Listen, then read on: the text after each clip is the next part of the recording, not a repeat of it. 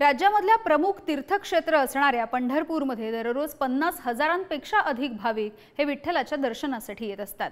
तसंच प्रमुख 4 यात्रा पंढरपूरमध्ये भरतात, त्यामध्ये लाखोंच्या संख्येने वारकरी सुद्धा येत असतात। तिरुपती बालाजी आणि शिर्डी देवस्थानच्या धर्तीवरती पंढरपूरमध्ये येणाऱ्या भाविकांसाठी मध्यवर्ती ठिकाणी सुसज्ज असं 1000 बेडचं मोफत हॉस्पिटल व्हावं अशी मागणी वारकरी पाईक संघाच्या वतीने मुख्यमंत्र्यांकडे करण्यात आली आहे आणि या संदर्भातलं निवेदन सुद्धा पाठवलं गेलंय।